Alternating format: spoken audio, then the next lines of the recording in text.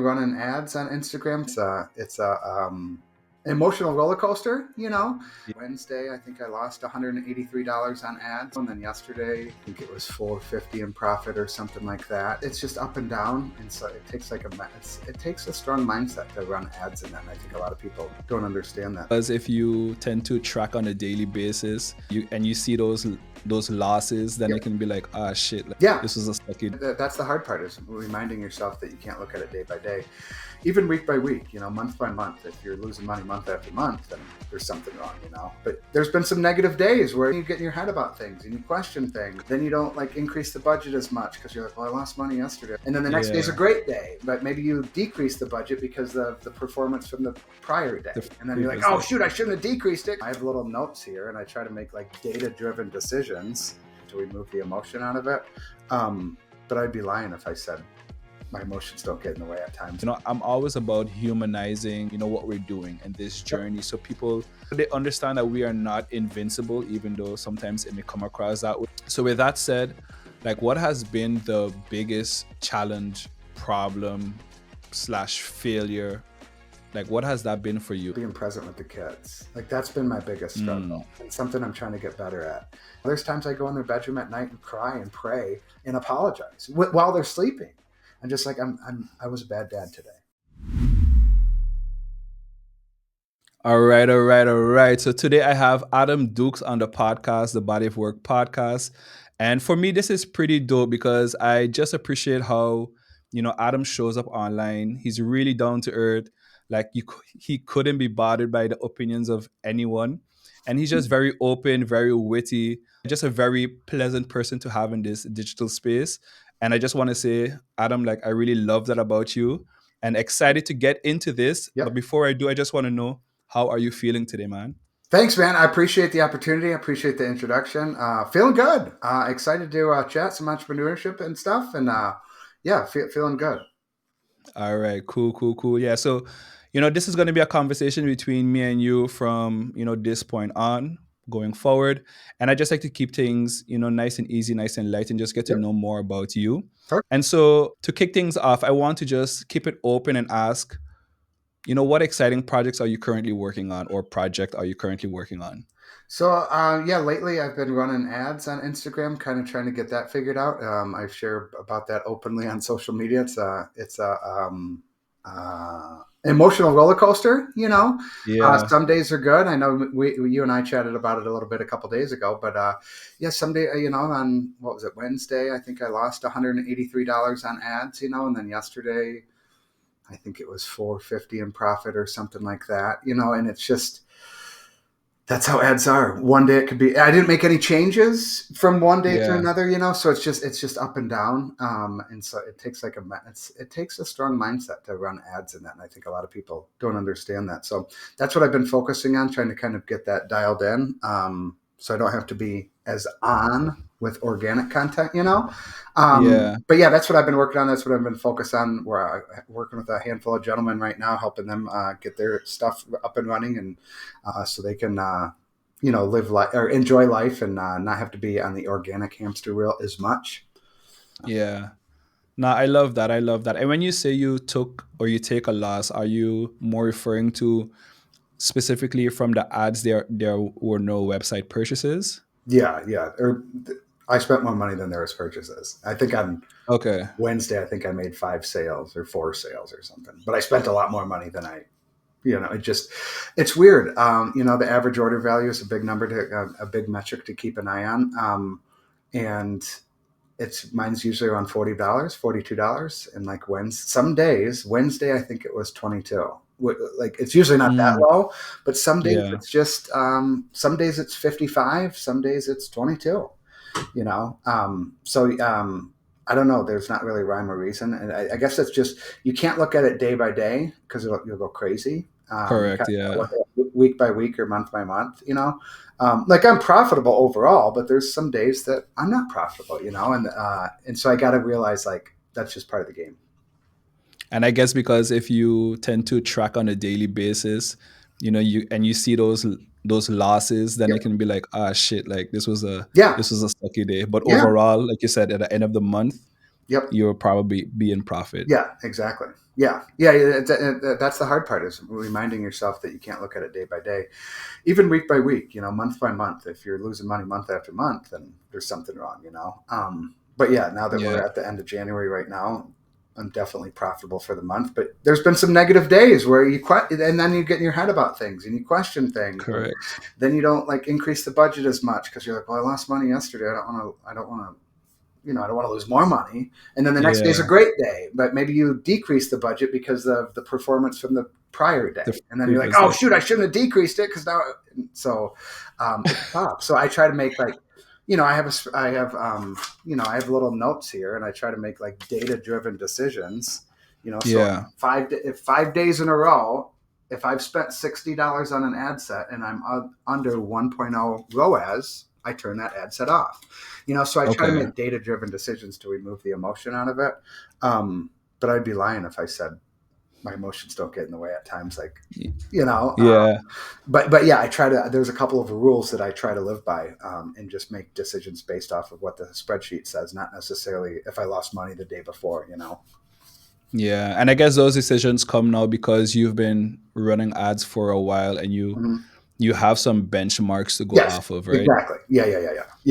When you Yeah, first start, you don't have those benchmarks, but yeah, now I have benchmarks and trying to my own benchmarks, not Joe's benchmarks on YouTube or Sally Sue's benchmarks that she shares. Because I've found comparing my numbers to other people's really doesn't do much for me. I mean, I can get an correct. idea, but yeah, I would rather spend the money. Develop my own benchmarks after the first couple of weeks, maybe a month, and then okay, now I'm competing with, how would I do from December to January? You know, Yeah. um, I did quite a bit better. So I was like, okay, and then I started in November. November I was negative. December I was positive. January I'm positive. So looking at it like kind of zooming out, going, okay, I'm doing the right thing now, or And is that I'm on the right path. yeah, and is that tricky? Like for example, if someone comes to you saying, they're running ads, do you tell them these are the benchmarks they need to look out for based on yours, or in your experience, depending on the industry, I guess, does Yeah. everyone has to Yeah, kind it of like depends go on the through it and find industry. their own? There's so many factors. It seems like from what I've seen, like kind of in this space and like to make money online, um, there's a lot of variables, but $30 to get a customer seems like that's the number. That's right about where I'm at. I just saw a guy on Facebook. He sells a $7 thing, and he was excited about getting a customer for $32. And so it Mm, seems like 30 seems to be the number. But again, there are a lot of variables. Obviously, niche will matter too. But to make money on MySpace, it seems like it's about $30. So I thought that was interesting because I saw him. He was getting excited paying $32 a customer. He's selling a $7 thing. And I'm sitting here going, wait a second, I'm paying 30 and they're buying an $18 thing. So I was like, mhm. I'm actually doing better. Like mine's twice as much as his and it's $2 lower. So then it kind of, again, I try not to put too much weight on their benchmarks, but that made me Correct. feel better because this guy's spending, I think he said $1,500 a day. It's a little different once you start spending big, big, big money. But it's still, I saw those numbers this morning. I'm like, okay, so that's not bad. Now not every day is $30. Some days it's $60. Some days it's just whatever reason it's just not working. But yeah, I try to stay in my own lane and not get too worried about. But Correct. I think $30 is kind of, again, there's a lot of variables: price, market, audience. But I think $30 in our space is kind of a benchmark. So for yourself, kind of think of that. Yeah. Now, in my first 3 weeks, it was probably $65. And Oh over wow. time, I Okay. figured out, okay, this isn't working or this does work. And I was looking at my stats the other day. I'm paying around like $1 per click right now, $1.05 per click. End of November, I was paying like 280. Hmm. So I've went from $2.80 per click, To a click, dollar. click. Yeah, yeah, That's a yeah. lot. Yeah, yeah. Now it's down to about $1.05, $1.07. Sometimes I've had a few days where it's in like 87, 89 cents. So I don't know, in a month's time, or probably about 6, 7 weeks, I've went from I've cut it well over half. And Correct. that's just by testing different things. And I look at my ads that I ran in the beginning of December and kind of go like, really? I thought that was going to work, Yeah. even though that's not that long ago. But it's like, wow, I've evolved a lot. So it's like, what's it going to look like? Like in April 1st, I'm going to look back on today and go, oh my God, I was such an idiot. What was I doing? January Yeah. 31st, exactly. So yeah, when you're spending money, you pay attention to things a little bit differently. You're tracking it a little bit differently. You spend more time, energy, money, effort, I'm trying to get Yeah. the thing working. So there's like a level of accountability because you're like, shoot, I'm putting money on the line, like Correct. everything better be working, I go through and make sure like all the buttons on my sales pages are working just periodically because you never know, something might happen, and like yesterday I was looking and I had a button misplaced and I was like, why was that button there? How did it get there? To me, it looked ugly. Not that it would make a huge difference, Yeah. but just kind of keeping an eye on things because when you're spending $250, $300 a day, and that's what's cool too. Is like I'm getting about 250 clicks a day right now, and like I can test things pretty. I was telling my buddy this the other day. Like I can test things, like and get feedback within over 4 days time. I can say, well, 1,000 people Yeah. saw this. Like it worked or it didn't work. I tested out a new upsell last Friday. And then yesterday I was like it converted at 3%. And I had quite a few, I had 1,500 people see it. And I was like, okay, well, that upsell didn't work, or not 1,500 people saw it. I shouldn't say that. It was like 100 people because they don't see it unless they're a customer. But it was like, okay, that's enough data to let me know this thing, that was a mistake. So I took it out, Yeah. so that's Yeah. what's cool about spending that kind of money is you can get feedback really, really fast, and I told my buddy, like right now, I kind of have a luxury. Like I might as well use this to my advantage and split test different things. I've split tested the headline. I'm on version 5 of my sales page right now. I keep track. I put V1, V2, V3, and I Okay. split test Yeah. different things. And right now I'm on V5, and I've never been able to beat V2. V2 always wins. It beat V1, it beat V3, it beat V4, and right now V5 is beating V2. Version Yeah. 5 is beating version 2. It's early, so I can't say definite it's beating it, but it's leading the way. And that like V5 is going to be a lot better than V1 was. And you figure that out over time, just testing different things. Right now, V5 is I made the sales page shorter. Okay. I think Wednesday night, I was like, you know what? I think my sales page is too long. I want to split test it against something. I want to make it a little more compact. So I have like everything listed out one after another. And so instead of doing that, I put 2x2. So I Okay. shortened it. Instead of 18 things like this, it's 9x9 next to each other. Yeah. And it Yeah. shortened it. And it as of right now, it's on the right track that it is converting better. It's not like a huge difference, but it is like those are the little things that you test out. And then you just kind of keep going with it. And, like I said, April 1st, I might be on version 12, which is going Yeah. to blow out version 5 out of the water, and then it'll be much more profitable and all that, so yeah, that's kind of the ads is I tell people it's all about testing and tracking, testing different things and then Correct. obviously keeping like a close eye on what you're doing, what's working, what's not working. I just use spreadsheets to track my stuff right now. And I've been testing on a few different pieces of software. I'll probably get into like Hyros soon to really, really track where the sales are coming from. But yeah, you're kind of like a scientist in a lab. Correct. And you just Yeah. like you just, there's a couple things I'll try, like weird ideas. And it's like, hey, it's work. If it works, great. If it doesn't, who cares? Yeah. I lost Scrap a it. couple days. But if it works, it could pay off, over time, it could pay off big time.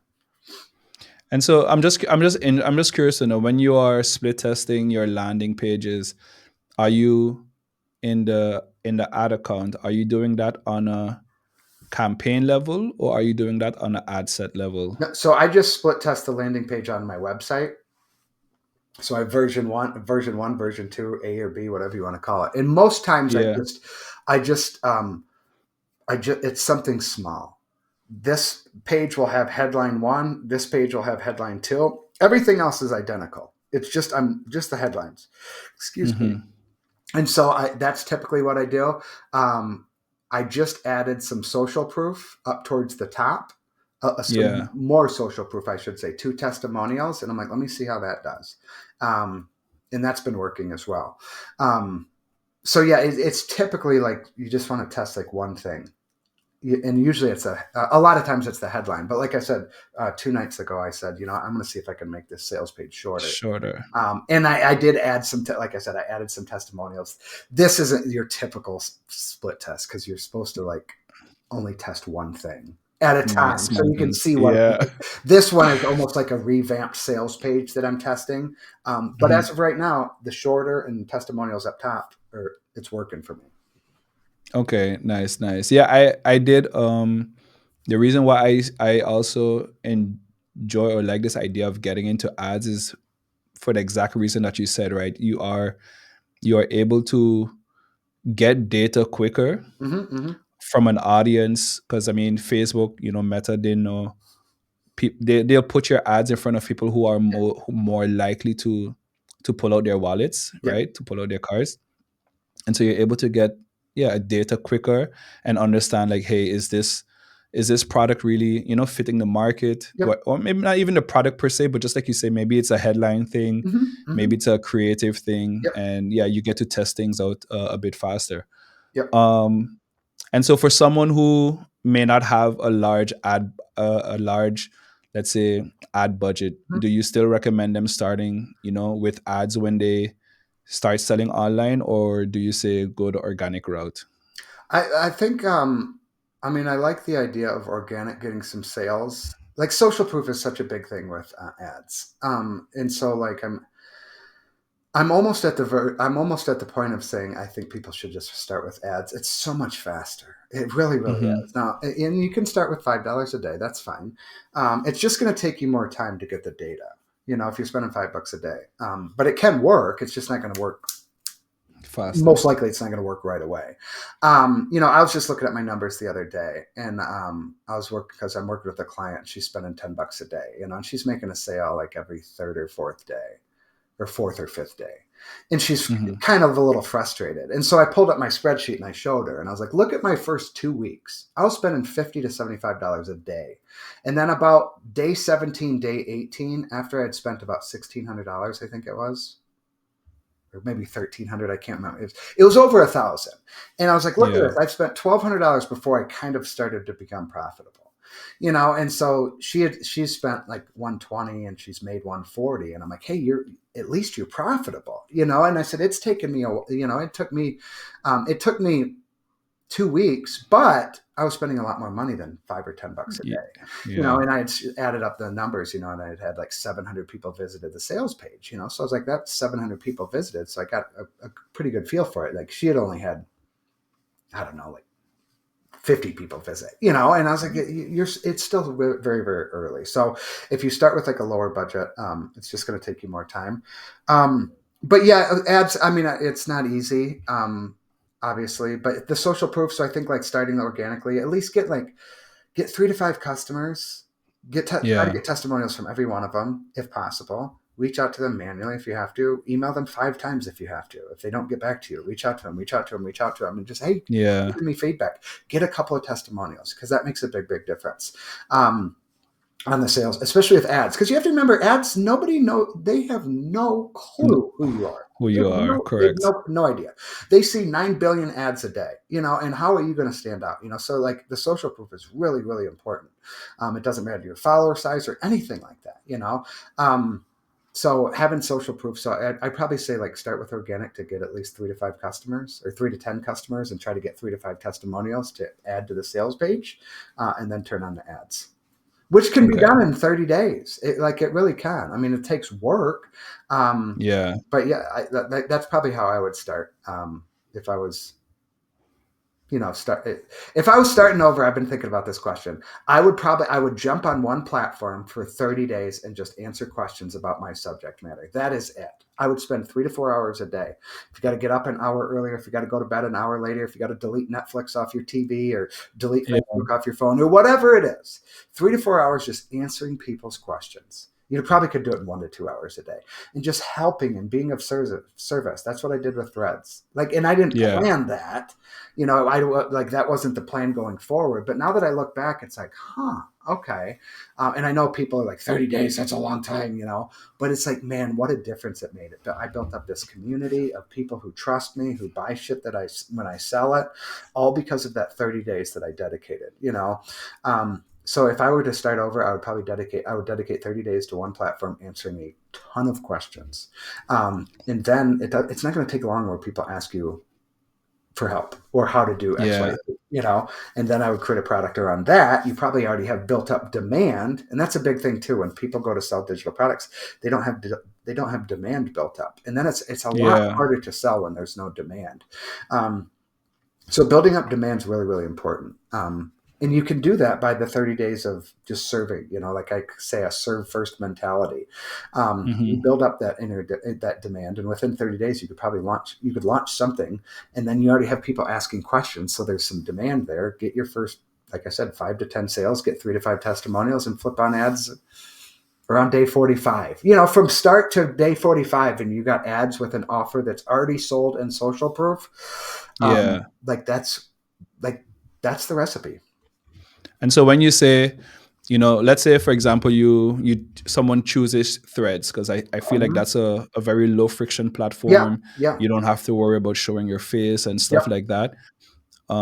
In the answering questions, because maybe someone may have a small audience, are you saying they should ask questions, or should maybe do a search on their topic and see what and go where the conversation is? How did you go about that? Yeah, I would do both. I would that's what I mean, I would scroll the feed and I just see people asking questions, and I saw somebody would ask, how do you make money selling digital products? And there'd be 20 answers, and 20 answers said, check my profile, here's the link, they were all pitching them something. Oh yeah, And so I was yeah, like, wait a second, I'll just tell them how to do it. And I'll tell them right here in yeah, the comment section. I'm like, all right, here's the 5-step process. And people were like, holy shit, there's 20 people commenting, pitching their stuff. And here's this guy that's just, he didn't even say, I don't think I ever said, check out my profile. Here's a link. yeah, Here it is. yeah, Take it or leave it. And people just started following me. I just built yeah, trust really, really fast. It was like, looking back, it was pretty easy, because I just stood out from everybody else. So yeah, that's what I would do. And then if the comment did well, I was like, okay, I've gotten 4 likes on that comment. How can I take that comment and share it to my feed? you know mm, Sometimes I would just copy and paste it, sometimes I would maybe reword it a little bit, but I was like, all right, yeah, it resonated with people where I got 4 likes on it, and I might as well post it on my feed. But yeah, I would say like that first month, I probably spent like 90% of the time, 90% of my posts were just comments. Yeah, I say 80%, but like it was probably more like 95% of my content was just responding to others. yeah. And so I guess, you have some people on Threads saying, like, if you're not growing, it's probably because you're not commenting 100 times per day. But I think it's not a matter of just commenting 100 times, right? It should be intentional comments, I guess, Yeah. within, yeah, the area that you are wanting to grow in or be known for. Yes. Yeah, I'm a big believer, like 3 to 5 comments a day, like thoughtful comments, sharing your opinions, your thoughts. Like I just commented on a lady's post like a week or two ago.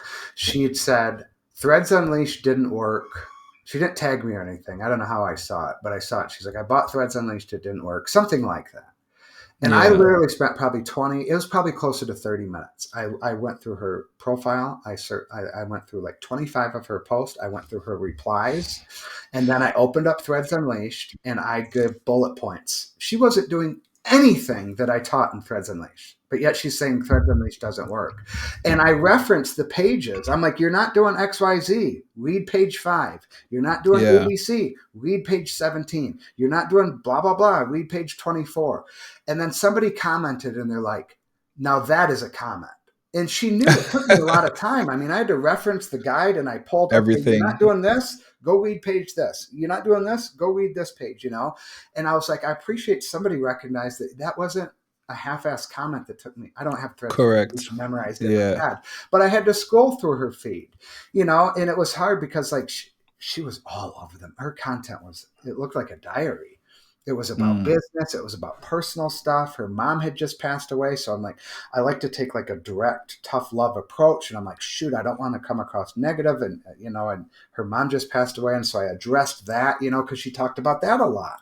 And Oh I was like, well, yeah. that doesn't really have anything to do with business. But I'm like, I'm not even going to bring that up. And so, but yeah, and I told her, I said, this is like tough love. I'm not trying to be an asshole. And she took it well. She's like, I really appreciate you taking the time to do that. So some of the comments that I do leave take 20 minutes, to do like research, so to speak, and look at their account and see what they're doing wrong, in my opinion, and how I can help them. Correct. So yeah, the comment, and sometimes I disagree with the people. They'll post something. Me and this other lady were disagreeing the other day. I wasn't calling her names and she wasn't calling me names. I was just like, I don't agree with you. Like, and here's Yeah. why. Here's why. And then I would share my point. We were talking about like those big master resale rights courses, and I was like, they just teach tactics. That's why they have to be updated all the time, because tactics don't last. And she was like, no, they don't. Yeah. I was like, yes, they do. And again, we weren't like, I've commented on her stuff since then. So you can have like a healthy way to disagree with them. It's Correct. not always like, I'm not always agreeing with the person saying, oh, good job, keep going, consistency, whatever. So I'll call, and again, like I said, if I disagree, I'll share why I disagree with them. And then I'm pretty open, like, this is just my opinion. It's not right or wrong. It's not a fact. It's just my opinion. You From have my your opinion. experience. Yeah, from my Yeah. experience, my worldviews, and you're going to have something different. That's fine. But I think a lot of people, people say I'm wrong all the time about my opinion. it's it's my opinion. Like, you can say it's wrong. This is my Yeah. worldview from my perspective, my experiences. Or I'll tell I'm big on like sharing what I'm doing, and so I'll share like, oh, this is what I'm doing on Instagram stories, and they're like, that's not how you do it. It's like, I don't. This is how I'm doing it, dude. Like, if you want to do Yeah. it this way, great. If you want to do it your way, that's fine too. I really don't give a shit. But this is what I'm doing, and it's working for me. Is it the best Yeah. way? No. Is it the Probably. most Yeah. efficient way? No. Is it the best way for me? Yes. Right now, it's working for me. It's the best way for me. But yeah, I get Yeah. a lot of people pushback on when I share what I'm doing, and people saying that's not the way to do it. It's like, that's fine. This is what I'm Yeah. doing. And the funny thing is, and I really respect that about you. And I think a lot of people tend to fail to see this, is that you are building, just like you're saying, you're building a business around your life and not a Mhm. life around your business, Yes. right? And Mhm. so that means you'll be approaching social media in a way that fits into, yeah, your life. And that may mean you can't make, I don't know, like super fancy, content with cuts and Yep. Yep. the bells and whistles, Yes. because you just don't have the time and or maybe the resources, Hmm. or to hire someone to do that at this point. So you need to use the resources available to you, Yes. right? And 100%. make that work. And so Yep. right now, yeah, that's why you give everything based on on your experience. Yep. Yeah. Yep. Yeah, a lot So of people get caught up okay. with like being fancy and stuff like that. Like, look at, I have a bookshelf back there. I have a poster of Biggie that I Yeah. need to hang up, but the frame is broke. I haven't done it. I just ordered lighting on YouTube, or not YouTube, but I spent 3 hours last night watching YouTube videos on how to do lighting. Like, your Yeah. studio thing looks a billion times better than this boring blank ass wall. But I don't really do much video. But I'm getting back into YouTube, so it's like, okay, I spent 3 hours last night watching. I don't know how to do lighting. I have no clue on how to do lighting. So I Correct. spent $200 on getting neon lights like you got back there, so I can have the purple and the glow and all that, Yeah. and then the lights for my face and all that. I don't want to say it's going to look fancy. It'll look better, but like I said, I spent $200. But a lot of people get so caught up. I got poster on the ground down there. Like, it's not the most aesthetically pleasing, but that doesn't stop me. I don't give a shit. Correct. It's the message Eh, and the comparison. And I think Gary Vaynerchuk said it. Martin Luther King's speech was in black and white, and that was in the 60s. Like, what is that, 70 years ago, 60 years ago? That is still played today. It's in black and white. Now we have like super high definition.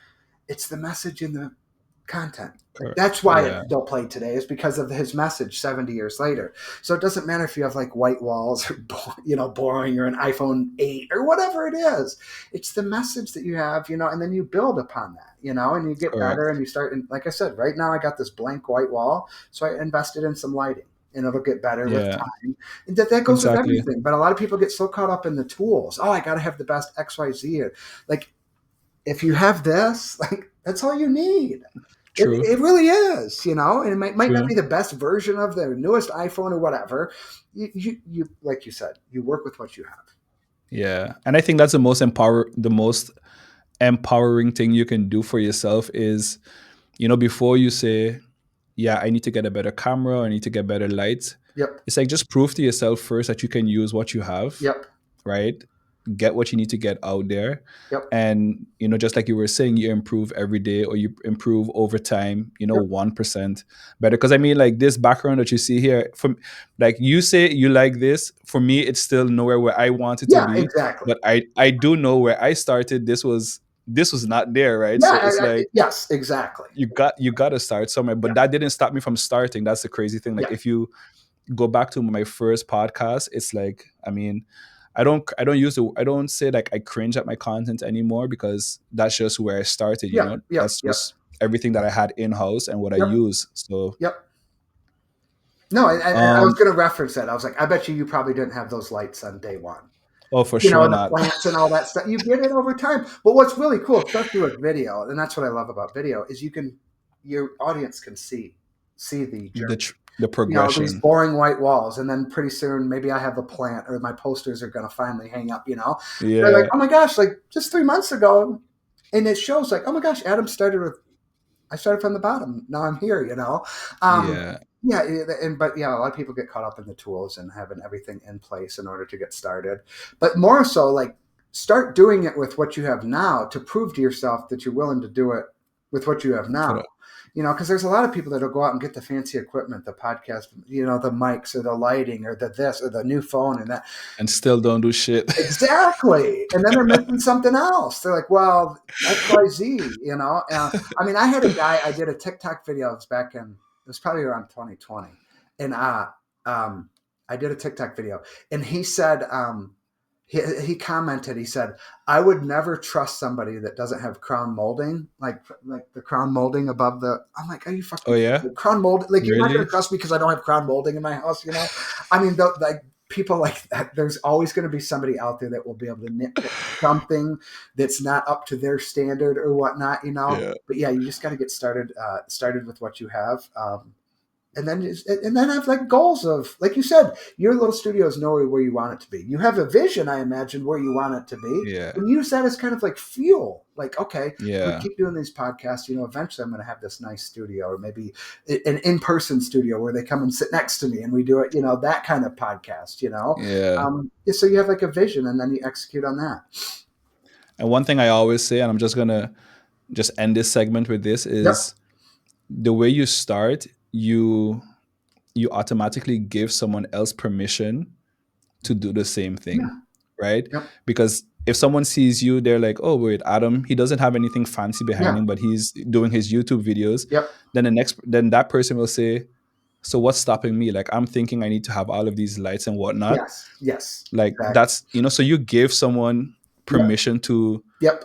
to just start, Yep. right? And I think that's one of the best things that you can do for another human being, just using the Yep. resources that you have again and starting. So I just want to recap kind of like that first little segment where we basically jumped right into ads. Mm-hmm. And so you're essentially saying if you were to start all over, you would, if you have the means, you Mm-hmm. would go straight into ads, right? And start testing, gathering data. If you don't have the means, or you start really small, maybe $5 a day, but understand it will take longer to gather that Yep. data.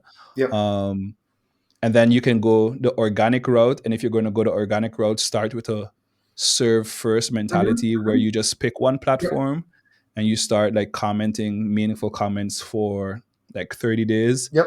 And then after those 30 days, you'll essentially, I guess like find a problem that you can solve or that you've been solving. And then you create I guess you start creating a product from there. Yeah.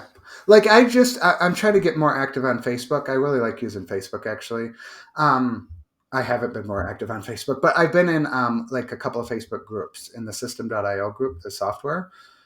I've probably posted in there, I would guess maybe 4 times in the last month, Hmm. just four. And again, I treat like I look at the same thing I do on Threads is what I've done on Facebook groups for years. Is just answer people's questions. I don't pitch. Typically you're not allowed to pitch in a Facebook group.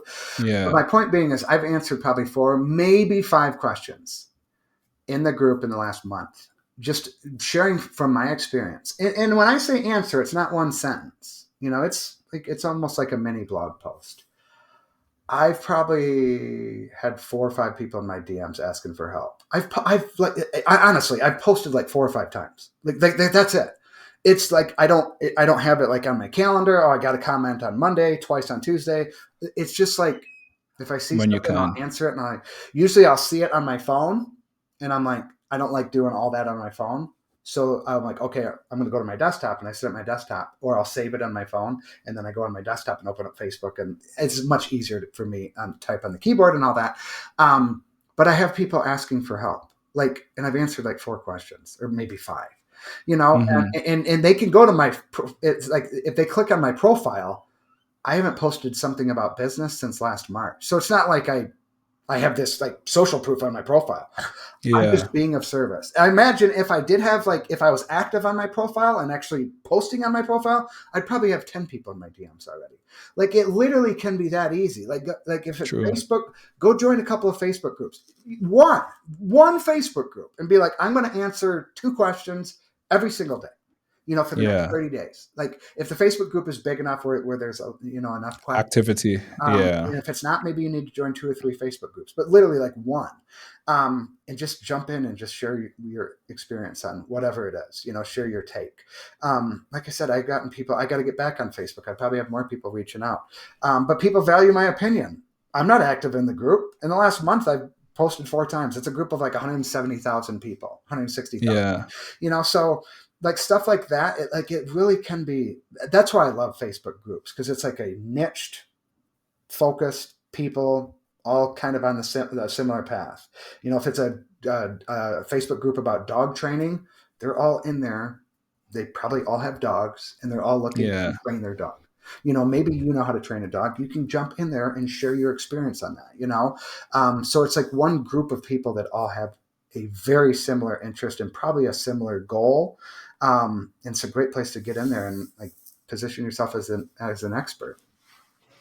Yeah. Okay. And so your strategy behind that is it, to go and be helpful and hopefully get some clients, or is it more like what is your strategy going into that? So let's say someone, is in the, I don't know, relationship space, and they Mhm. go into, I don't know, like a Yeah, group on go share. relationships. If you're a man and you have sex with your wife more than once a week, go in there and Yeah. share with men what you're doing. What you're doing. They will be beating on your DM doorstep. Like, dude, I haven't had sex with my wife in 6 months. What are you doing here? Yeah. Share your secrets. I'm serious. Like that, I know that's a silly example, but that is an Yeah. example a lot of men struggle with. I'm in a couple of men's Facebook groups, and I would say that's the number one problem. My wife doesn't want to have sex with me, that or money issues, so yeah, if you have a result that people desire, and you might not even realize it, it's like, oh, people, that's a problem. Jump in there and just Hmm. share what you're doing. Maybe you post a little post-it notes on her lunchbox every Yeah. day, and most men would never think of that, and maybe you do this and you do that, and you're like, oh wow, like, it's so second nature to me, but there's a lot of other people that don't think it's second nature. So yeah, jump in a Facebook group, like I said, depending on the size, but one group can be enough.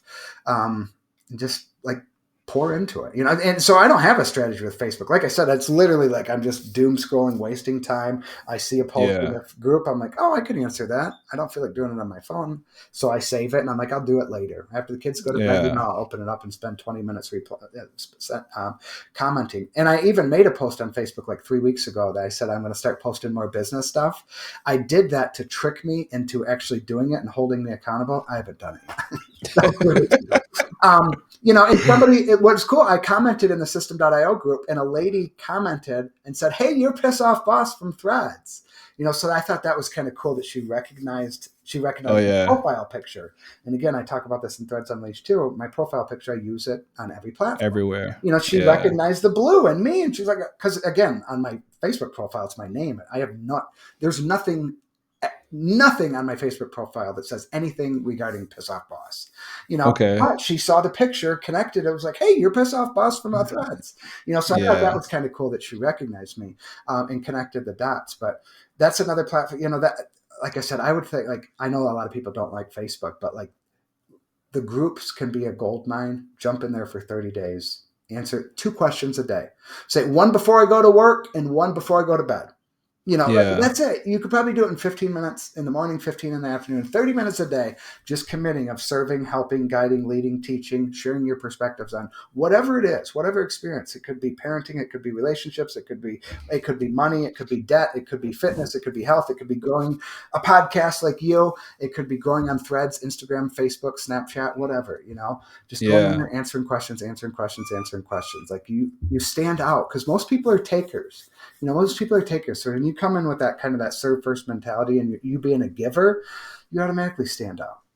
Yeah. Oh, I love that. I love that. And I like that you just touched on Piss Off Boss because, yeah, I was just going to say you have a very unique name. And I know some people also start calling you the PDF King. Yes. But what I really want to know is, what's the story behind Piss Off Boss? Like, where did that come from? Yeah. So I had a Shopify store in 2015 and 16, and I did pretty well with it. That was at the beginning days of Shopify. Yeah. Yeah, the very beginning days. 2015 is when it really started, with drop shipping and all that. And I did really well with Shopify. And so this kid, from a Facebook group, I remember it like vividly. This was in early 2016.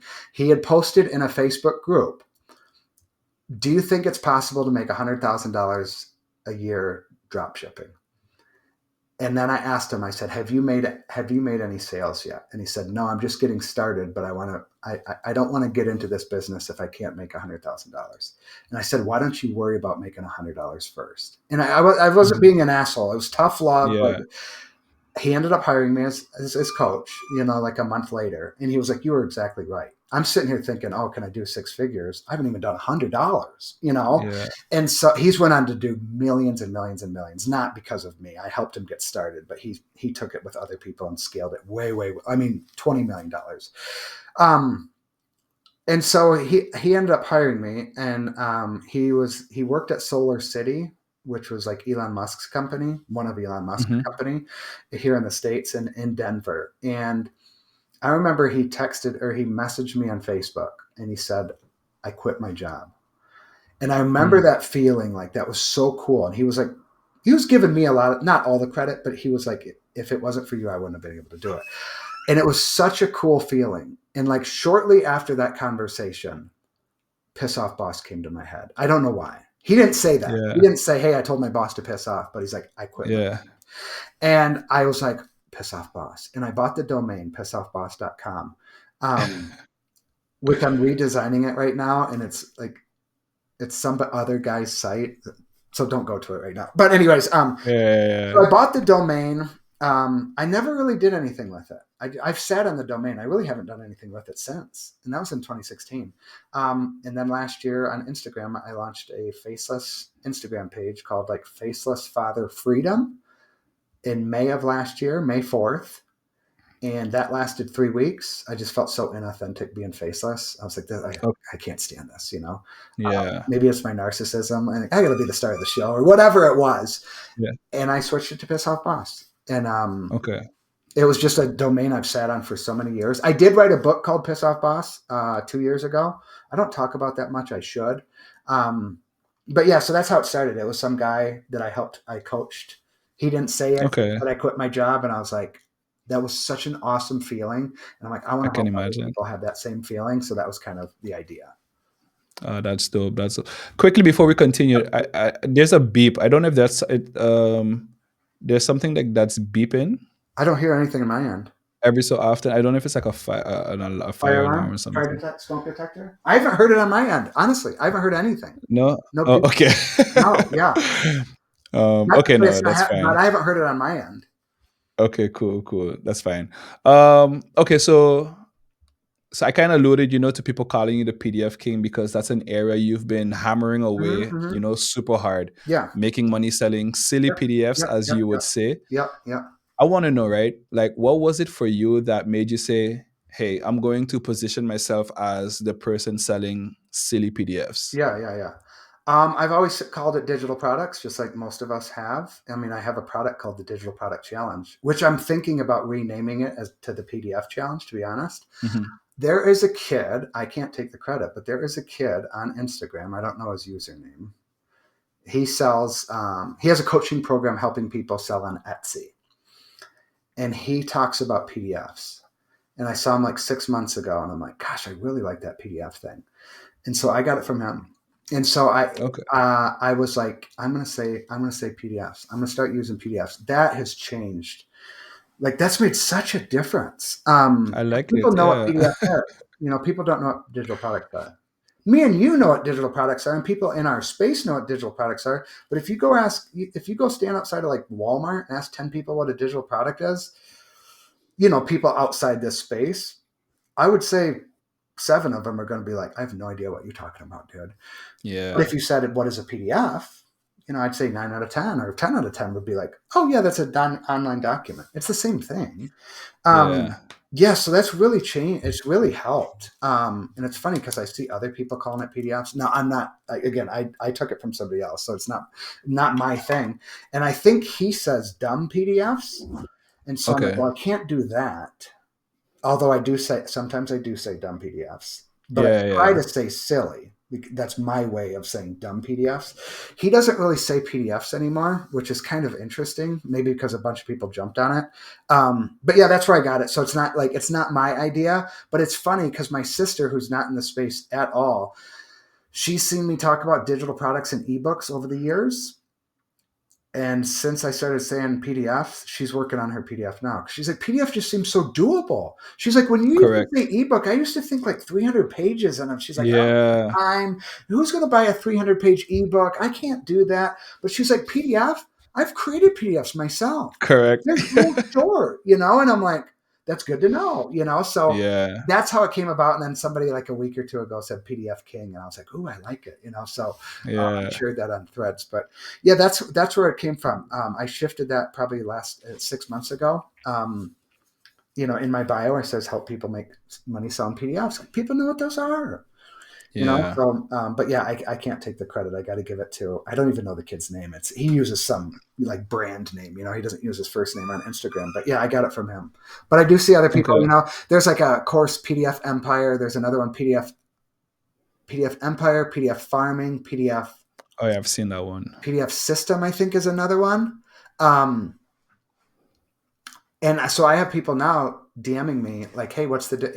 So like PDF farming's a big one, and I have people emailing me now say or DMing me. They're like, "Hey, what's the difference between yours and PDF farming?" So it's kind of cool that they're like comparing me to this Oh yeah, bigger guy. big one. And Yeah. like, I was like, "Oh, he teaches you how to do it with AI. Mine's not AI. It's using your own experience and sharing it." So Okay. Okay, that's dope. That's dope. All right. So say someone. I mean, we're gonna wrap up soon. yep, yep, But I'm just really loving the yeah, yeah, conversation yeah. right I now. love it. I love it. So all right. So say someone comes to you wanting to transition to the digital space, the creator economy, Hmm, and they want to start doing what you do. hmm. What do you tell that person? Where should they start first? That like I said before, I would say pick the platform you enjoy using. That's a big part of it. Whether it's Instagram, TikTok, they all work. And I'm not going to say one's better than the other, but pick the platform you enjoy using the most. that you feel comfortable sharing content. Maybe it's Threads, maybe it's Twitter, maybe it's Facebook, Snapchat, LinkedIn, whatever. And like I said, I would spend 30 days of just like it's any spare time I had. I might write it out and say like, okay, put a little checklist and say like, I got to answer 5 questions every single day. Yeah. I cannot go to bed till I answer and commit to that, or 3 questions or 10 or whatever it is. And I would commit to that and do that every single day for 30 days. I know that sounds kind of silly. Yeah. To some people, 30 days sounds like a long time. But I'm telling you, like you'll have a never ending supply of content ideas in your head from just doing that. You'll develop a pretty solid community, or start to develop a solid community in whatever platform it is. And you'll position yourself as like the leader, the expert in 30 days, which if you really think about it, like to position yourself in 30 days as a leader or expert. But I think that's a really big thing. And my sister asked me this a couple months ago. And my first thing is find a problem you enjoy solving for a group of people you enjoy solving it for. Like, I think that's step one. And a lot of people Yeah. jump right over that and they try to solve a problem that they haven't solved for themselves. And then they try to teach other people. And they're like, Adam, this isn't working. Or I Yeah. really struggle with imposter syndrome. And I was like, well, you probably should struggle with imposter syndrome because you don't know how to solve that problem. So but finding something you enjoy talking about, like a lot of people don't, like, a lot of people chase the money. I love talking about this stuff. I did a live stream the other day, and I tried to, like, a lot of my Instagram videos, every other video is a talking head video because I want people to see like I'm The passionate about real this you stuff. too. And I really, really Yeah. like it. I really like talking about it. I really like helping people, get over those excuses or kick procrastination in the teeth. So find a problem you enjoy solving for a group of people you enjoy solving for. And maybe you can't answer that on day one. So jump on a platform and start answering questions for 30 days. And you probably should have a pretty damn good idea on what maybe you answer questions for 2 weeks around knitting. And you're like, oh my God, I like knitting at home. I don't like talking about it though. So Yeah. then you find something else. And you switch. Yeah. And then you change direction. Go, okay, it's not knitting, it's jumping rope. I love jumping rope, so I'm going to go share some tips on jumping rope and answer people's questions, on how to jumping rope's better than running or whatever, and start talking Yeah. about that. And then maybe you're like, oh my gosh, I really like talking about jumping rope, and then there's a guy on Twitter I followed a year ago, and he like shared this before and after picture of him jumping rope for 90 days, and he lost like 30 pounds. And he had this before and after picture, and it looked awesome. And he's like, all I've done is jumped rope. I mean, he's not eating like pizza and ice cream every night. He's like, I Of watch my course. diet, but I don't go to the gym. I don't do anything else. I just added in jump rope. And he's like, I started at 5 minutes a day, and then I slowly increased it over time. Now I do 20 minutes a day, blah, blah, blah. And I'm like, dude, you should write an ebook on that. And he's like, a what? I'm like, you should write like an ebook on that, like what you did. Yeah. I'm like, dude, your results are incredible. I mean, he had this before and after picture with his shirt off, And so he was like, what do you mean write an ebook? Like, I just jumped rope. And I'm like, well, no, you didn't just jump rope. Like, what kind of rope? Yeah. He's like, oh, well, I buy this certain kind and I use this certain app. I'm like, okay, add that. And he's like, I do 30 minutes a day now or 20 minutes a day now. I was like, well, did you start there? He's like, no, you can't start there. I started at 5 minutes a day. I'm like, okay, this Hmm. is all stuff you put in this ebook, And so he did. And then he started selling it, he's not like an expert in jump rope. He just had a result of 90 days of sticking to it for 90 days. And people were asking, I mean, the picture went viral, but he Yeah. wasn't selling anything around jumping rope. And then I DM'd him. I'm like, dude, and I was like, I told him, I was like, I'll be your first customer. And I bought it because I'm like, dude, this is a cool idea. And then he gave Yeah. like a spreadsheet with like a calendar to check the boxes, days 1, 2, 3, 4, 5, 5 minutes a day, days 6 through 10, 6 minutes a day. Oh And you yeah. slowly increase it, and you check the box and you feel good, and people loved it, So, I mean, it could be something like that. So find a problem you enjoy solving, go commit to a platform for 30 days and answer, whether it's 2 questions a day or 10 a day, whatever, depending on your life, like Yeah. if people are busy, I get that. So I can say 10 questions and they're like, oh, Adam, I don't have 3 minutes a day. Then answer 1 question a day. Instead of Yeah. 30 days, it might take you 60 days. So I think a lot of people skip the whole reps part. Think of it Yeah. like that. Like, go answer, maybe it's, maybe a better way I should position it is go answer 100 questions. If that takes you 30 days, great. If it takes you 100 days, Oh yeah. that's great. Go answer Yeah. 100 questions, and you'll have a pretty good idea of if you want to continue talking about that. Maybe I'm going to start saying that. Instead of 30 days, go answer 100 questions. Maybe you do that in a week, if you have the time. And maybe it Mm-hmm. takes you 6 months because you have a hectic life. Okay, so 100. That's more. And then they can fit it into their schedule. Maybe you do 5 on However they like. Saturdays and 5 on Yeah. Sundays and none during the week because you're too busy. So go Mm-hmm. answer 100 questions on one platform, sharing your experience, your perspective, your opinions on said topic. Detailed comments, not just a half-ass good job, or Yeah. go for you, good work, Yeah.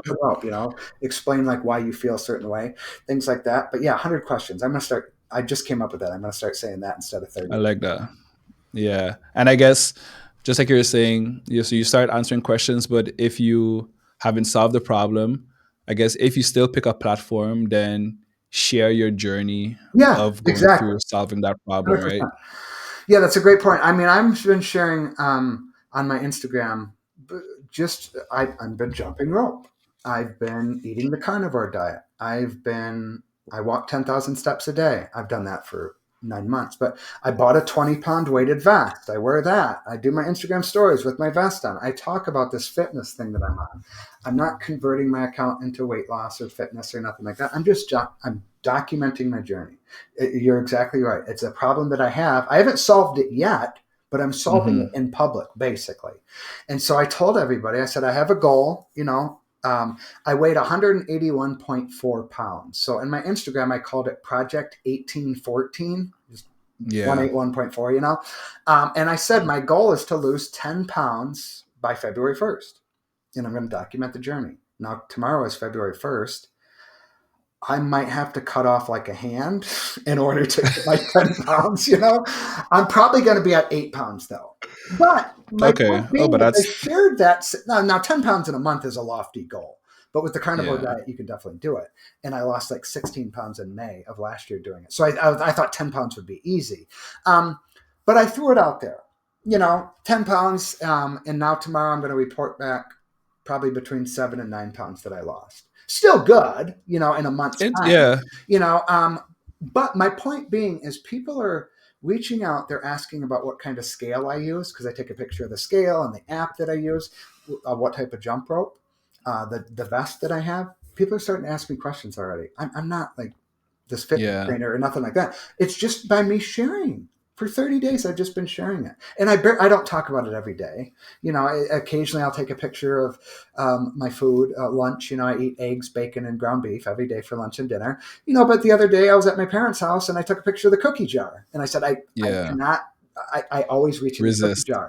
I took a picture Yeah. of ice cream. I took the kids for ice cream and we had some ice cream. So I'm sharing the wins when I'm down 3, 4, 5 pounds, but I'm also sharing my screw ups. And people just Yeah. appreciate that. So, I mean, there's a perfect example. Now, obviously, I have a little bit of a following, so that definitely helps. If I had 0 followers, it'd probably be different. But I'm just Yeah. documenting the journey on this little weight loss, just kind of having some fun with it. I'm not perfect with the jump rope. I haven't done it every day this month. I've probably done it out of 30. I've probably done it 24 times, I would say 23, 24. So a good majority. But I tell Yeah. them, I'm like, I'm not perfect with it. And people are already asking me questions. I'm doing the same thing with ads. I started ads at the end of November. I'm sharing the good and the bad. And I just sold out a coaching program Yeah. 6 weeks into using ads because I'm sharing the good and the bad. People are like, I really appreciate you sharing like the downside, than the emotional roller coaster, not the, hey, look at all Yeah. this money I made yesterday. I'll occasionally share that, but I also share the bad shit too, and people really Of appreciate that. course. And that's the crazy thing because if you set that goal, for example, to lose 10 pounds in a month and you fall short and you come in at 8 pounds, Yeah. the fact of the matter is you still made a result. And for Yes. some people, 8 pounds, like they would love to shed eight Yeah. pounds in Hmm. 30 Hmm. days. So then Yep. the crazy thing is you may end up writing a PDF, on how to lose 8 pounds. Yes. Yeah. Um, and then still saying, without having to sacrifice a sweet craving here Yeah. and there, Yeah. because that's been your journey. Like you've eaten healthy 95% of the times, Yes. and the Exactly. 5% Yes. you were Yep. still able to eat unhealthy and Yep. still make results, right? And Yep. that's yeah, appealing for people. Exactly. I know that's funny because like when the kids have like we sometimes buy frozen pizza and my son doesn't like crust. Well, when you're on the carnivore diet, bread is amazing. So when he doesn't eat his crust, he gives it to dad, So yeah, and it's Yeah. funny because I wanted to get a membership at the gym. How cliche, everybody wants to do that in January. But there's a part of me that doesn't want to do that because I know that would be pushback if I do sell an ebook down the line on how to lose weight. Hmm. Oh, I can't, Adam. I can't go to the gym. I can't afford it. Or I don't have a gym close. So like part of me didn't get a gym membership. Just I want to To show that prove. I'm doing it with a jump rope, which I think I got at Walmart for $8. So you can't say I can't afford it. And then this Yeah. weighted vest on Amazon I got for I think $25. And just walking, like anybody can do it. It's kind of like if I do sell an ebook at some point, I want to say like, no, there's no excuses. Um, Yeah. so, yeah, but yeah, it's been fun. And to be honest, the reason I'm doing it, it holds me accountable. There's been Yeah. times I wanted to cheat. I wanted to take the kids out to ice cream this week, like bad. Our dishwasher broke, so the three of us have been washing dishes the last couple of days. The dishwasher is not going to be here till like Wednesday, and I feel bad. Yeah. They've never like washed dishes by hand. It's a lot of work. You realize how much the dishwasher does, and so I wanted to take them to ice cream last night, and I didn't because I'm weighing in myself tomorrow, February 1st, and I want to be as Uh, close to the 10 pounds as I possibly. I did tell them we will eat whatever we want tomorrow. But I wouldn't have done that if I wasn't sharing that on Instagram. Like yeah. if I said I'm going to lose 10 pounds by February 1st, and I just told it to myself, not Instagram, I might Then be down yeah. 3 pounds right now. Yeah. But since I kind of got people watching, it's held me accountable. And that's the beauty of building in public and sharing your stuff in Yeah, public yeah, because you yeah subconsciously consciously kind of hold yourself accountable because you put your goal out there. exactly. You don't have to put everything out there, but if you want that level of accountability, it's good to share it with the outside world so they can they can help hold you accountable, or you'll hold yourself accountable because you're like, okay, I put it out there, so let me do my best now, right? Yes. Yep. No, Yeah. exactly. Yep. Yeah, uh, and that was um like the big reason I did it was to hold me accountable, and it's been fun. Now people are asking questions about it, which blows me away. Like, and it really and again, this wasn't planned, but now that people are asking me questions, it really helps my marketing message in proving to people what we're talking about right now is like, go document your journey. I'm not a fitness mm, expert by any means, and I'm yeah. proving that. Yet I have people asking me questions and it's 3 weeks into it. So it really strengthens my whole argument of go document your journey, which I've been saying for like 6 months. And now it's almost like I have my own case study. Again, this was not intentional, but it's like now I have my own case study of a Yeah. non-expert, I'm not no fitness expert in a niche that I've never ever explored in. Yeah. And now I'm just kind of sharing it and documenting it, and people are coming to me, looking at me like I hate to say I'm an expert, but they're coming to me like I'm an authority in this space just Yeah. because I'm like sharing what I'm doing, what I'm eating. Yeah, I like to call it a growing expert because many people have had a hard time calling myself an expert in anything. Yes, But the yes, term growing expert, it just shows that you have some knowledge in an area, but you're still, expanding in that given in said area as well. yep. I know. I hate the term expert as well, or guru, or any of that. I'm the same way. I like that though, growing expert. Maybe I'll start using that because yeah, I don't like that Yeah. name either. Um, I'll have to start using that. So, what do you think holds people back the most when it comes Fear to of judgment. starting in Fear the of digital judgment. Fear of space? judgment. I can answer that question before you finish it. The opinions of others, without a doubt, no question about it, 100%. I don't care what people say. I've had Yeah. hundreds of conversations, and a lot of people think it's fear of failure, and it's not the fear of failure. It's the fear of judgment if they do fail. From their Yeah. mom, their dad, their brother, their sister, their aunt, their uncle, their grandma, their grandpa, their boss, their coworker, their neighbor, or someone they went to high school with 15 years ago. Like that is what they are worried about. And it's not the Yeah. failure. It's not time. It's not money. It's not knowledge. I know a lot of people will say one of those excuses. I mean, the knowledge one cracks me up with YouTube. It's like, dude, you can get a six pack. You can have six figures in the bank. You can get any girl or man you want. Like everybody, it's all out there on YouTube. But it takes discipline to apply that knowledge. And that's what people Hmm. are missing is the discipline. So it's easy to say, oh, I don't have the knowledge. I can't buy a course, Adam, so I can't do it. Like, you don't have to buy a course. But Yeah. fear of judgment, that's the biggest one. That's why this faceless craze is so popular right now because people are so terrified of some of these people like on the faceless stuff. They're like, I don't want my boss to see. Well, there's 8 million. Yeah. There's 8 billion people on the planet. Like how? Like how your boss is going to come across your content. Like, I just don't see it. If you created like a separate account without your name and did like piss off boss or something, so they're not going to catch you. They're not going to see you. Yeah. So I don't buy into it, but yeah, fear of failure or fear of judgment and the opinions of others. That's like without a doubt. And like, to be honest, like my general marketing message, like that's pretty much my message. Like, Yeah. and if you got down to the core of it, like that, I mean, I say a lot of things, but it really ties back to just the opinions of To that, others. yeah. I mean, I just did I wrote an email about it yesterday. I wrote an email about it today. Or I did a long form yesterday on Threads about it. I did an Instagram reel about it this morning, actually. Um, and like, that's a lot of my content because that's what people struggle with. Yeah. I come up with this acronym FOPO, F other people's opinions. I threw that out there like Yeah. 6 or 9 months ago, and people like it was crazy, went crazy about it. I'm like, I got to lean into that more. I thought about creating shirts instead of YOLO, FOPO. Um, Yeah. but yeah, without a doubt, that's the biggest thing. Whether people want to admit it or not, but that's what holds people back is what. And Alex Hermosi, he talks about it too all the time. Gary Vaynerchuk talks about it all the time, and those Correct. guys talk to a whole lot more people than I do. And the little bit of people I talk to, I see it. And I remember Alex Hermosi had a good comparison. He's like, "I'll prove it to you. It's not the fear. It's not the fear of failure. It's the fear of judgment." He's like, "If you're playing a video game by yourself and there's nobody else around, it's not online. It's just you." Whatever you're playing the computer and it's not connected to the internet, nobody, and you lose, sure, you'll be a You little don't upset, care. but then you play again. But if you got your buddies around you and you lose, now they're gonna like give you a little shit. Oh man, you lost again. That's your third loss in a row. You'll never beat this level or whatever it is. But when you're Yeah. by yourself, like nobody else sees it, you start the game over. And I was like, Alex said that on a podcast. I'm like, that's a really good way to put it, comparing like fear of failure and fear of judgment. So, but without a doubt, opinions of others. Yeah. I I agree. I because that was something I struggle with. I mean, we all struggle with still. Yeah. Well, me by then, from time to time. But yeah, that's a big one. Yep. Okay, so one more question Yep. before Yep. we get start wrapping things up Yep. and going into the thing, because I know you have your stuff to do as Yep. well.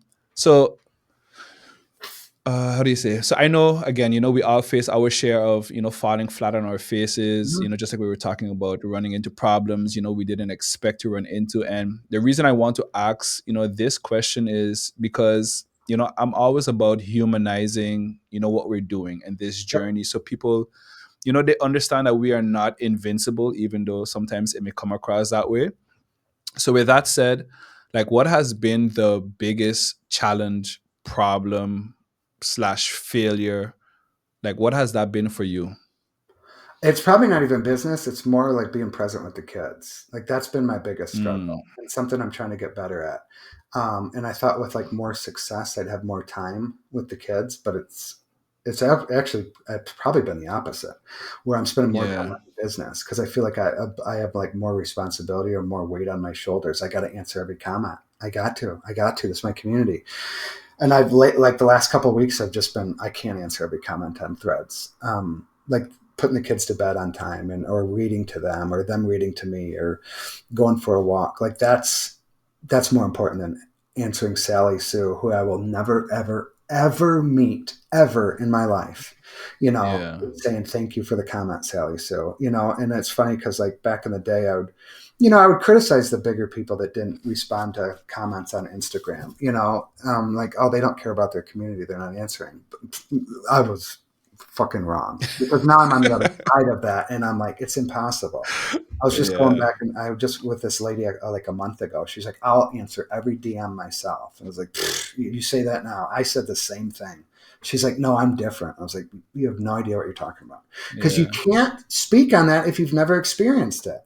Correct. Unless you want to just completely ignore your family and be like a slave to your DMs and your comments, maybe. Go There's ahead. going to be a Yeah. time where no, you can't answer everything. She's like, I would never let a DM fall through the cracks. I'm like, oh my God. I'm like, I don't think I was that bad, but I'm like, I don't do it on purpose. But yeah, the time with the kids, that I'm getting better with it. But I used to have them when they came home from school last year.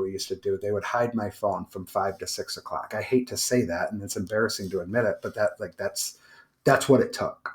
And Hmm. there was such power for them to take dad's phone and have control of it for an hour. And then they go hide it in their Yeah. bedroom somewhere, or whatever. And the world didn't melt down in that hour. And a lot of times it was from Yeah. 5 to 6 or 4 to 5. Like 5:30, I'd be like, "Hey, where's my phone at?" Like it wasn't like I was waiting for it at 4:59 or Yeah. 5:59. Like, hey, I need my phone.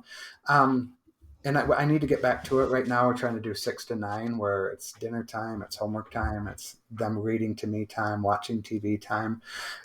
Put them to Yeah. bed, and then I can play around on that stuff. But that's the bit, and I'm still struggling with it. And it's something, making all this money in that, and I'm like, well, like I honestly feel like we spend less time together, at times, there's like weeks I'm like, shit, like I barely saw the kids, or we barely did Yeah. anything, now they're outside sometimes playing with friends and that on the weekends and that, but that's been my biggest struggle and something I'm like really trying to be intentional with and be better with it. There's times I go in their bedroom at night and cry and pray and apologize while they're sleeping. I'm just like, I was a bad dad today. I didn't, Yeah. you were asking me a question and I was, uh-huh, yeah. Yeah. Later, yeah.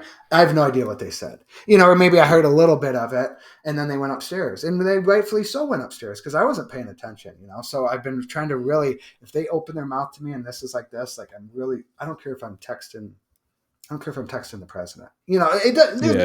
There's nobody else in the world I could be texting that has to be that text More message has to important. be sent or comment has to be Yeah. posted or whatever. That thought on threads has to be posted more than Ava and Ashton asking daddy a question about whatever or telling me about their day at Yeah. school. I So appreciate that, man. I appreciate that.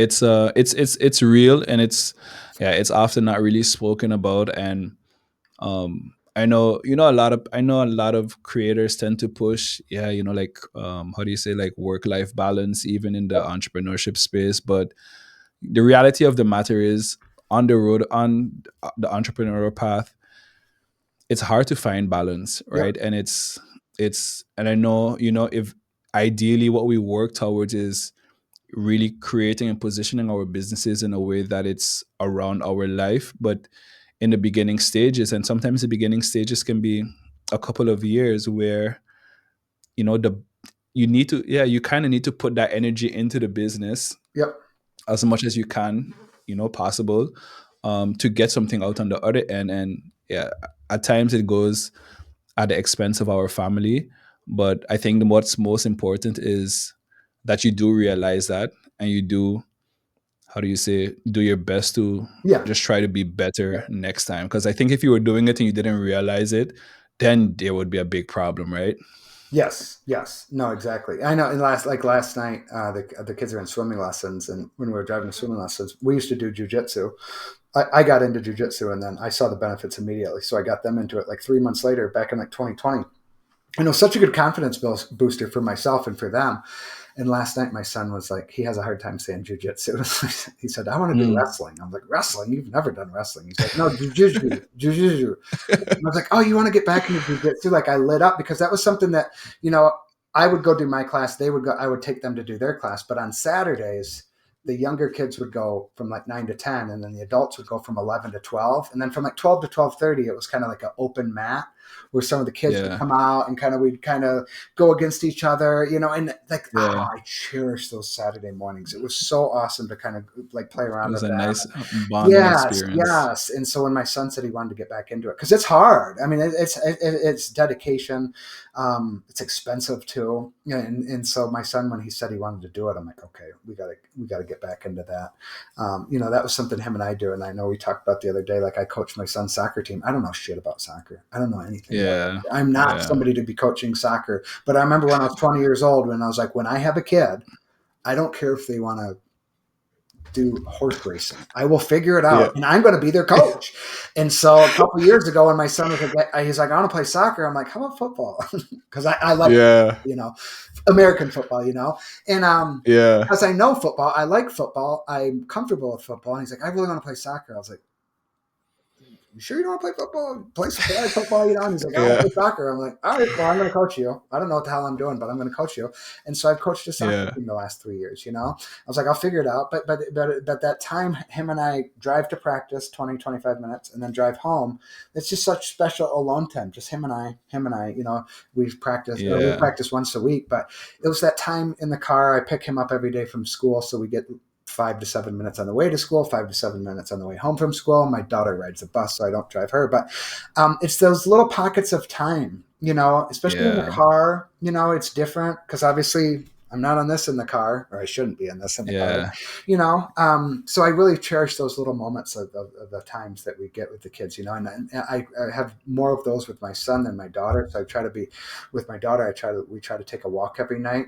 And she's like, "Well, why is Ashton not coming?" And I was like, "Well, because it's me and you time." Well, that's not fair. Hmm. He doesn't get to have to walk, and I do. And I was like, "Yeah, but he does other things, So, but yeah, spending the Yeah. alone time with the kids is so important. I'll run up to go get laundry detergent if we're out of laundry detergent. Like, I run to the grocery store probably 4 or 5 times a week, which is so inefficient to get Yeah. one or two things. But I bring her with me every time. Yeah. Just that little alone time, little just get out of the house, and Yeah. she'll ask questions that she probably would have never asked, Yeah. True. and it's a good time to like connect. And same with on walks. The other day they asked about what happens when you get pulled over. I was like, what a random question. And I was like, well, you got to give them your license. You got to give them your registration. What's a registration? Well, you got to get the paperwork for Oh the state. yeah. You register it with the state that you paid the dues, blah, blah, blah. They didn't know any of that, And it was just like, Yeah. they would have never asked me that question if we were just sitting watching TV. But we were outside True. on a walk. They were like, and it's just Yeah. some of these weird questions, not weird in a bad way. Just it gives us a time to kind of talk and Random. teach them things and stuff like that. And yeah, so that alone time with kids is super important. I could go off on a Yeah. whole other podcast on Bro, I parenting. was just I was just gonna say let's not go too deep on the kids Yes, because yes, then it's yes, gonna be another hour before we finish. yes, yes. But Adam, I really appreciate you taking this time, Absolutely. and as much as I want to continue, we have to just start coming to the end. Yes, yes. And like I said, what I like to do now is a round of quick hit questions Yep, where yep, I'm just gonna fire a few questions your way and you yep. answer them quickly, 1 to 2 sentences. So whenever you're ready, just let me know. I'm turning on my video. Cool, cool. Yeah, go ahead. All right, all right. So the first one is, what's one book you believe everyone should read to better themselves? The Slight Edge, without a The doubt. Slight Edge. Yep. Okay. And who's that by? Jeff Olson. Jeff It's Olson. The kind of like Slight the Edge. compound effect, how you Okay. do things every day, the daily Yeah. disciplines, he calls them. I just ordered 3 copies of them, or 4 copies of it last night on Amazon to send out to Oh. clients.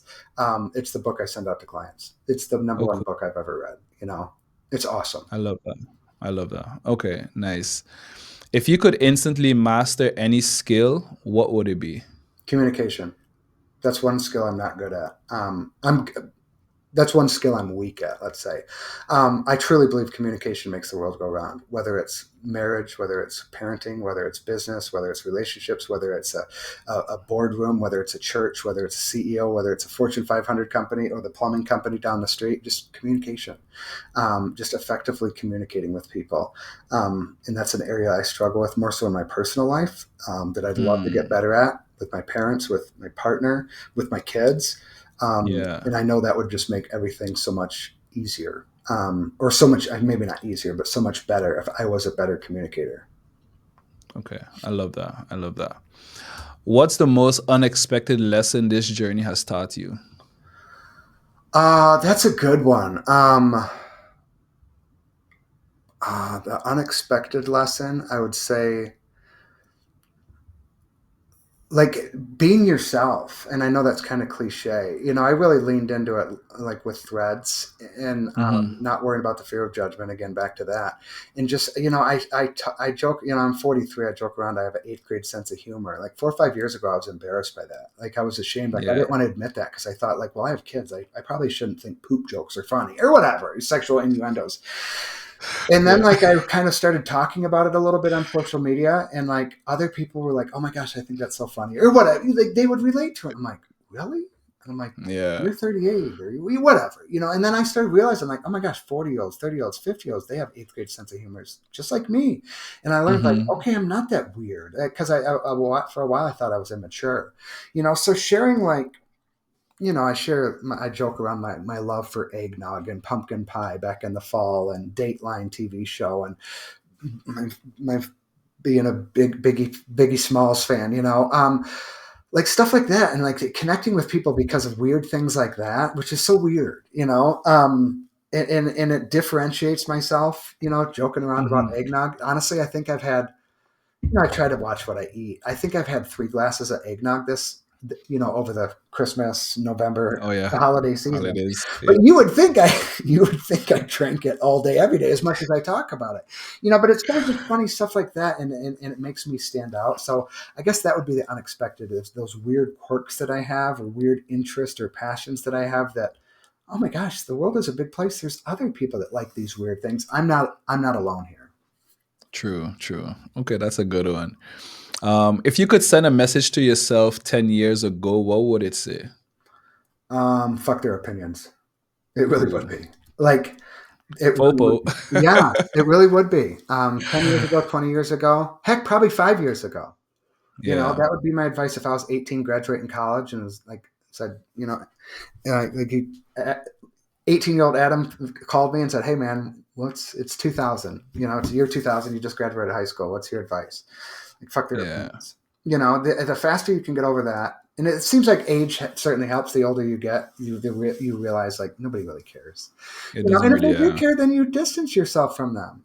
Whether it's friends or family.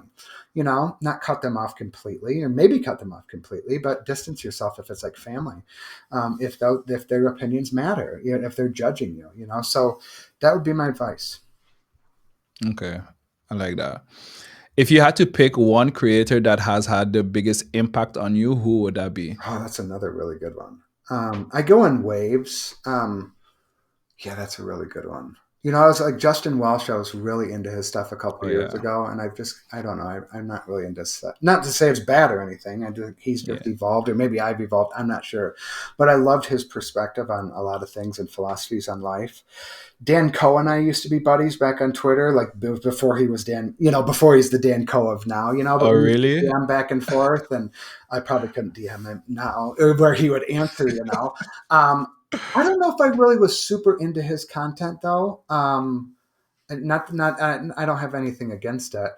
Um, I'm trying to think who I just recently watched on YouTube. Like Hermosi, like Gary Vaynerchuk, probably Oh that yeah. he's the one that got me into this. He was like my gateway drug, but I've kind of gotten away from his message. Andrew Frisella is another one. That's a big one. Um, I have a list in my book. Travis Sago is a guy on Facebook. He's really shaped a lot of my marketing. A lot of the stuff I've gotten is because of him. Ben Settle is another one. Okay. Yeah, I would probably have to come up with like a Mount Rushmore of like 4 or 5 of them. Yeah. Um, but yeah, right off the top of my head, like, it would probably be Gary Vee, because he was the one that kind of started it all. Even though it's not as Okay. recent, I don't consume as much of it Yeah. anymore. Okay. Okay. I got you. All right. So, and this is the last Yep. question. And I mean, this one is related to this podcast, the Body of Work podcast, where for me, it's all about what's the legacy in, let's say, 10, 20, 50 years that you're trying to leave behind. Yep. So, if, looking ahead 50 years, what do you hope people say about your body of work that you're putting out? That I was a good dad. That's number one. Mm, Over the work stuff or business stuff or making money or entrepreneur stuff, is that I was a good dad. I asked this question to like 75 dads. I interviewed 75 dads. A similar question. What do you want? What would you hope somebody says at your funeral? And yeah. the number one word that came to mind, and it's a word I'm going to share too, but the number one word of these 75 dads, not every one of them said it, but the most common word was kind. They wanted to be Mm, remembered that they were kind, or kindness, or something along those lines. So I would say that too would be kind, not nice. There's a difference between kind and nice, but a man of my word. That's oh, something I'm yeah. always constantly trying to work on. I'm not perfect with it. But Adam said he would do this, and he did it. Or I could trust Adam's word. But the number one would be, he's a good dad, helpful, kind, giving. Um, and man of integrity, honest. So my dad wrote me a letter years ago when I moved out to Vegas, and I remember the letter vividly from 18 years ago. And he just said, always be honest, sincere, and hardworking. And so, like, I'm not perfect with those three, of course, but I'm trying to do those three things and live my life that way. Yeah. And I'm trying to teach the kids the same thing, as well as being kind to others, respectful, and things like that. But I would say it's dad first, and then kind of like The a rest. waterfall system of other things, of what other people Yeah. think of me. Okay. I love that. That's amazing. I really appreciate you for mentioning that. Yeah, All right, Adam. So I want to thank you for going on this yeah, journey with me yeah, on the yeah, Body of Work podcast, yeah. man. For being so open and willing to Yep. share you, for sharing your journey. And I appreciate you for being here and, the time you made available to do this. And so the last thing I want to ask you is, do you have any closing remarks, anything that you'd like to make? I should work on this. I like. I have this phrase that tell stories, make offers type thing. Oh, yeah. And I like it. If you really, obviously, there's more to it than that, and it's nuanced, but it really comes down to that: telling stories, making offers, telling stories, making offers. And I Mm, really think anybody, I shouldn't say anybody, because I don't like when somebody says anybody can do it, because it diminishes from the people. It's hard work, and I'm not going to say correct. anybody. I think anybody has the capability, whether they have the Yeah. drive and focus and discipline, consistency, all that, story, but to share their story about whatever it is, if they desire. They don't have to do it, obviously, but I think each and every one of us has a story to share and can help people. And I think a lot of people Yeah. shortchange themselves. Oh, it's common knowledge to me. Yeah, to you, True. because you've been doing it 20 years, or For so whatever. long. You've been doing it for Yeah. 3 years. You've worked in this space for 10 years or whatnot. But it's not common to somebody who's just getting started.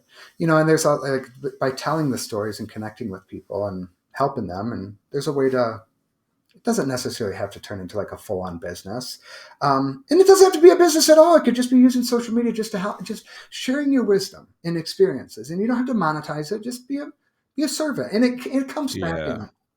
Karma's undefeated. It comes back tenfold in other ways. It might not be because your PayPal, you got a PayPal notification. It might be your daughter needs a heart transplant in 6 months, and they found a donor in Missouri. And it's the whole karma Yeah. thing. I know that's kind of woo-woo stuff, but that's how I look at it. So, but sharing your story, as much as you feel comfortable sharing, I think all of us can make an impact and help other people going through struggles. All right. Thank you. Thank you. Thank you, man. Now, to you, the listener, if you want to get in touch with Adam, you can find him on Instagram and on Mm-hmm. Threads under his social handle, Piss Off Boss.